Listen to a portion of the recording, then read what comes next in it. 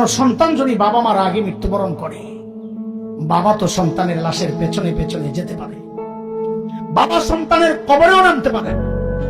বলে কেন, বাবার কলিজায় কি মায়া দয়া নাই? আচ্ছা, বাবাও চিৎকার করে করে কান্না করবে, কিন্তু বাবাকে আল্লাহ ওই শক্তি সামর্থ্য মনোবল দিয়েছেন, বাবা সন্তানকে দাফন করে শোয়া কান্না করতে করতে উপরে উঠতে পারবেন, ওই শক্তি আল্লাহ বাবা দিয়েছেন।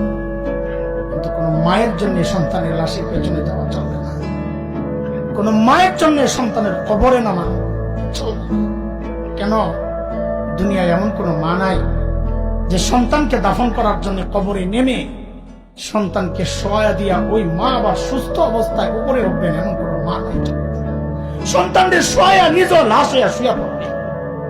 এরে ভাই, একটু জানতে চাই, এই যে মার কলিজা এত দরদ, এত মমতা, এত মায়ার ভালোবাসা, কারণটা কি বলেন তো?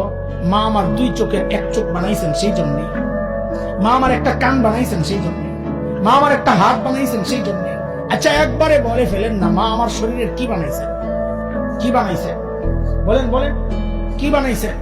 কিছুই বানান নাই, কিছুই বানান নাই। তারপরেও মার কলিজা এত দরদ, মা আমার কিচ্ছু বানান নাই, অল্প কয়দিন ভাড়াটিয়ার মতো আমার পেটে জায়গা দিয়েছেন, হওয়ার পর লালন পালন করেছেন, কিচ্ছু বানান নাই, তাতেই মার কলিজা এত দরদ আর মায়ার মমতার ভালোবাসা, কিচ্ছু বানান নাই। তারপরেও আহ আহ যে আল্লাহ আমার চোখ বানাইছেন, আল্লাহর কত,